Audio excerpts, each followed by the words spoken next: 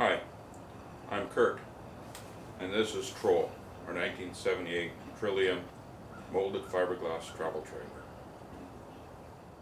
Troll stands for Trill of a Lifetime.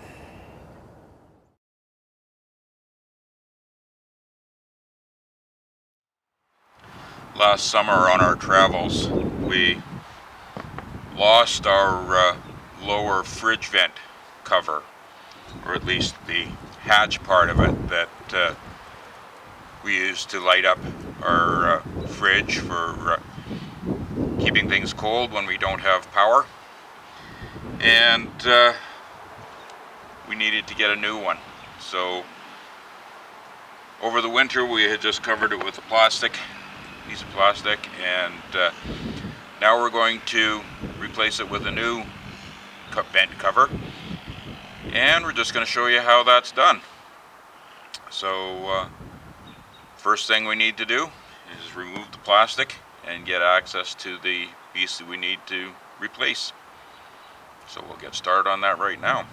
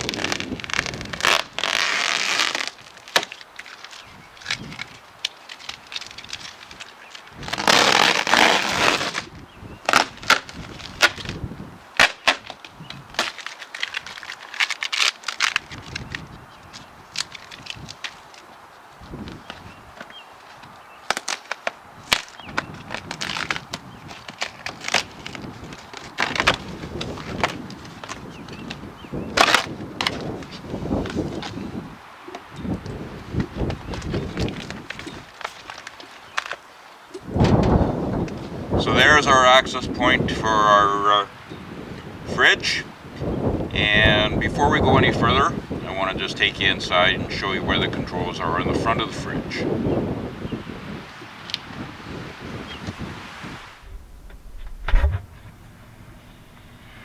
Hi, welcome to my fridge.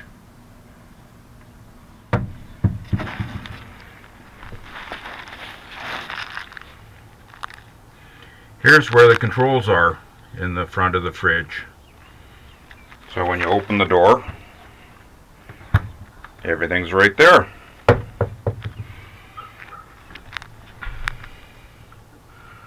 Down at this end we have the thermostat setting, which right now we have set at 7. Here is the selector for selecting between 12 volt electric, 110 volt, 120 volt electric, or gas. And we have the gas thermostat, which is set at 7 as well. Now in theory, what you're supposed to be able to do is you pull this knob out when lighting for gas, and you push this one to make a piezoelectric start. Now unfortunately, I have, in my experience, I've found that most piezoelectric starting mechanisms don't work very well after anything from 3 months to 3 years. Although my barbecue right now is still holding strong after about 5 years. But this fridge is over 40 years old, and at this point the piezoelectric start never seems to work. But I'm still going to give you a little bit more of it. I'm going to show you again just how it works a little bit more. So to light the fridge when using propane, you're supposed to set the power selection knob to gas, not electric.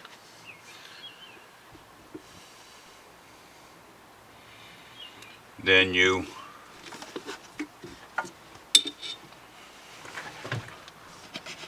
pull out on this knob to open the gas supply and push the left knob in order to light the gas when it goes on. Now theoretically, you're supposed to be able to see the flame through this sensor here, or this little viewer piece of fiber optic plastic, but unfortunately that doesn't seem to work terribly well either. So when we camp and we don't have electrical power, we do like to use the fridge because it gives us ice for our evening cocktails and of course keeps our food nice and fresh. We don't cook in our trailer very often, but it is nice to have the fridge space.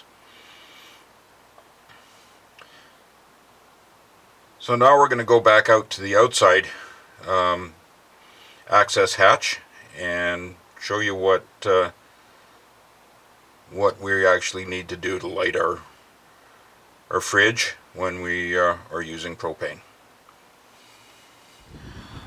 When we first got the trailer and we started trying to use the fridge on propane, it meant that we had to open our access panel here and light the pilot light externally because the internal piezoelectric control system just didn't work worth a darn. So that meant that I had to take this whole panel off to get access to the controls and to the to get to the pilot light in order to be able to light it. I made a minor change to that somewhere down the road where I cut a piece of the panel out, riveted some hinges on, so now I can open this to get access to the controls.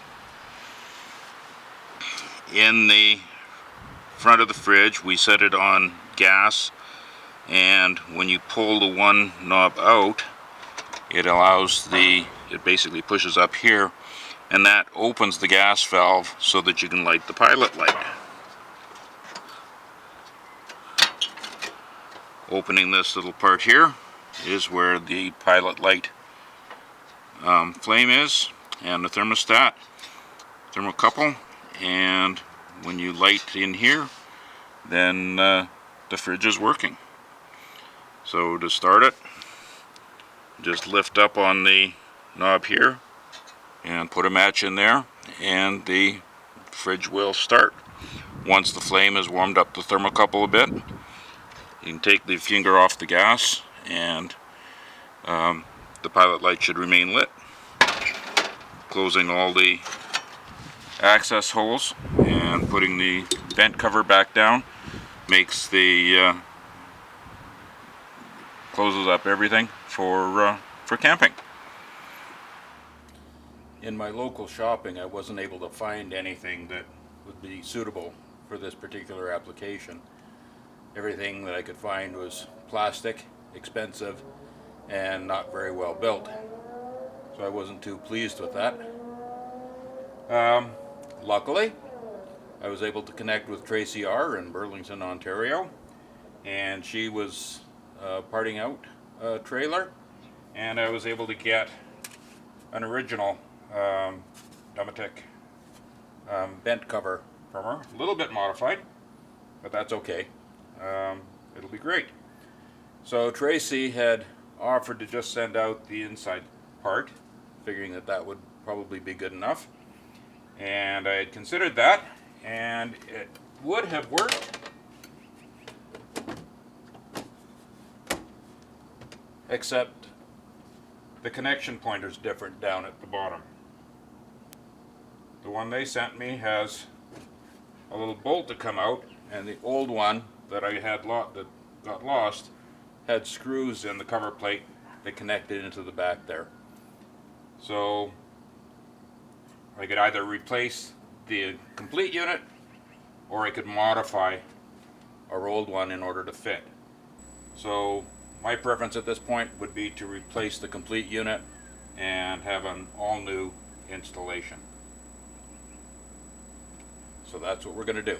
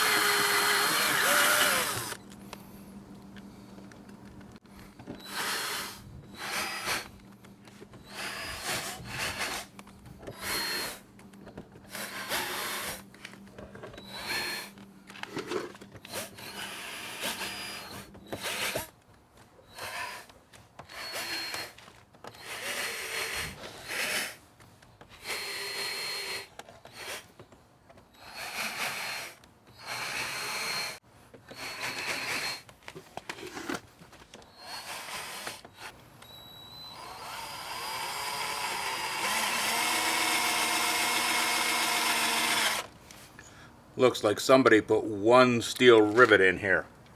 All the rest are aluminum.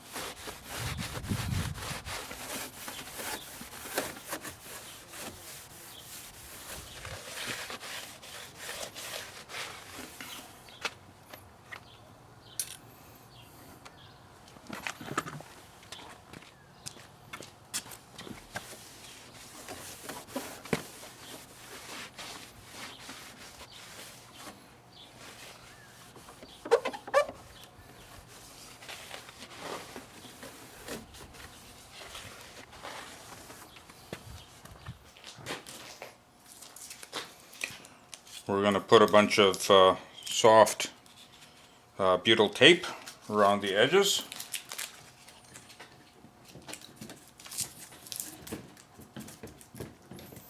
Just stick it as well as we can onto the flange on the back frame.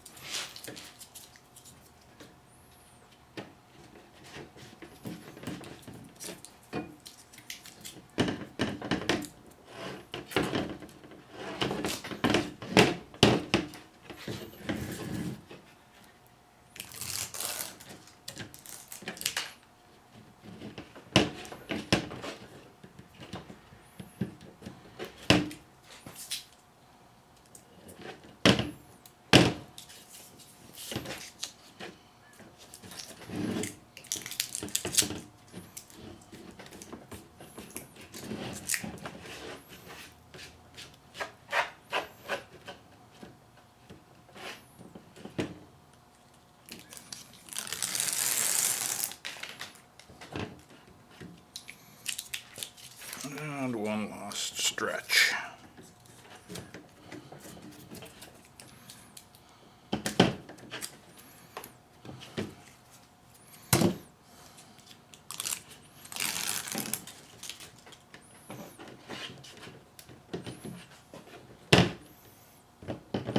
Good. Now we're ready for installation.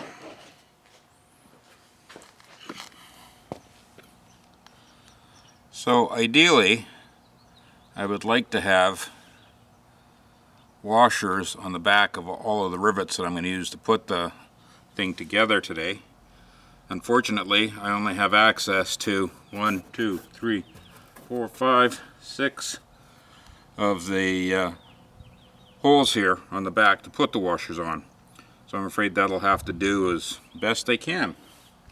So let's see how this works. I want to make sure I get it right side up.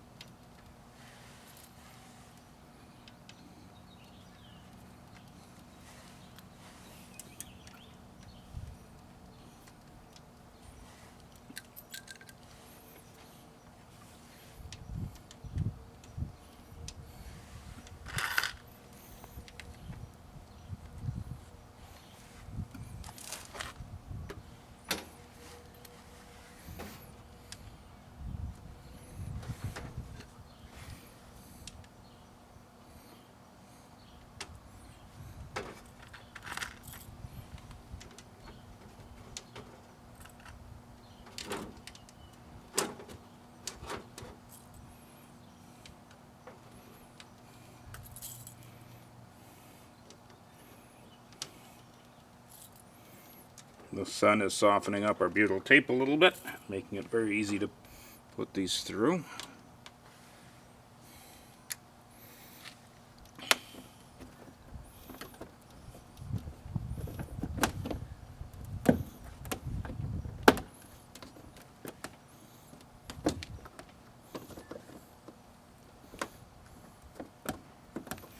Got some of them in.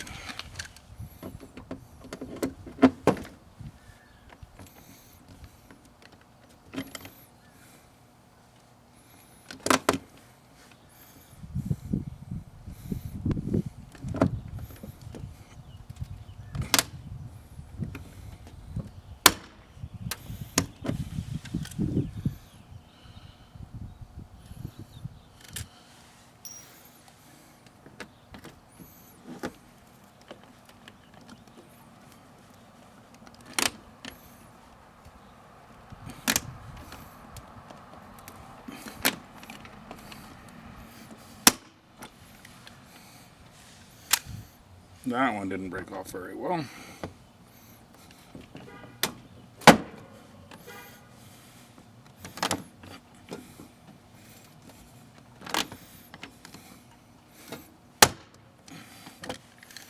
Neither did that one.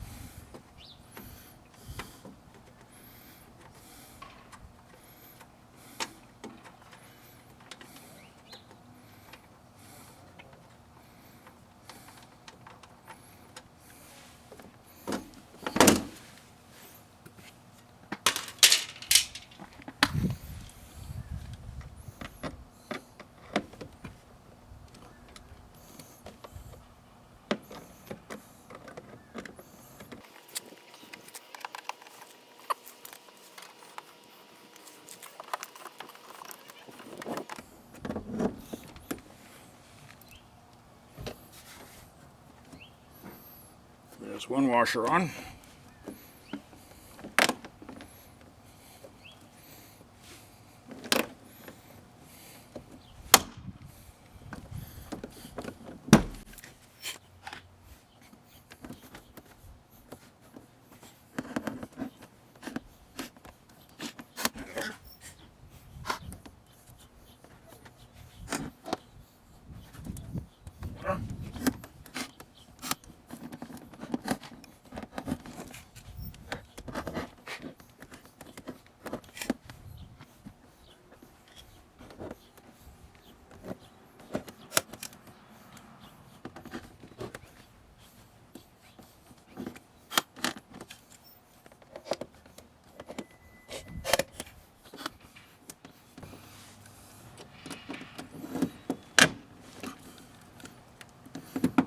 So this one doesn't want to go through. I'm just going to have to grab the drill, and I'll be right back.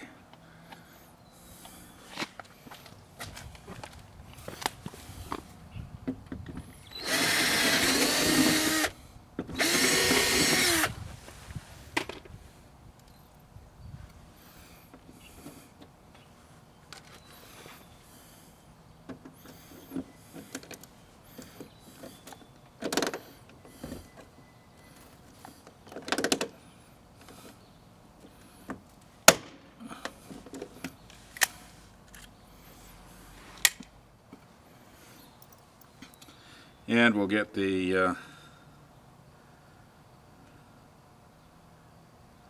little grinder in here, and we'll just get rid of these, the last of these rivet heads.